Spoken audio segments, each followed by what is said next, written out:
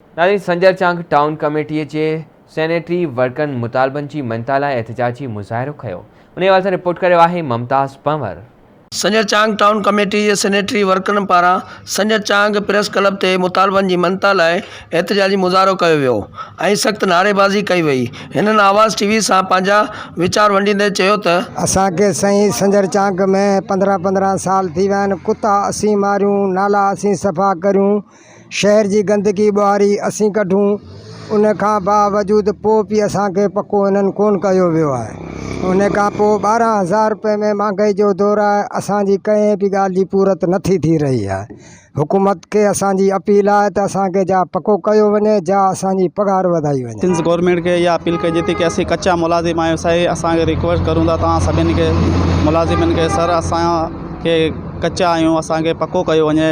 असां ग़रीब माण्हू नथा अफोर्ड करे सघूं सर। घर में 22 ॼणा खाइण वारा, सर 14 साल थी विया आहिनि हिते कच्चे में लॻो पियो आहियां। असांजो को मुताबिलो पूरो कोन थियो आहे।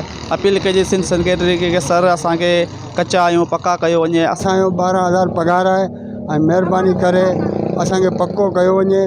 असां संजर चांग जा मुलाज़िम आहियूं ऐं आउं जमादार आहियां ऐं महिरबानी करे ऐं हीउ जेको आहे गवर्नमेंट खे मुंहिंजी अपील आहे कि असांखे पघार ऐं पको कयो वञे। 12,000 में असांजी पूरत कोन थी थिए। किरायो बि इलाही महांगो आहे, गाॾी वारा बि हाणे तो कोन था असांखे खणनि।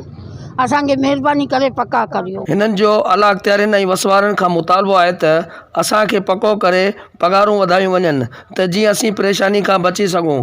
कैमरामैन लाल बख्श पंवर सां गॾु मुमताज़ अली पंवर, आवाज़ टीवी, संजर चांग।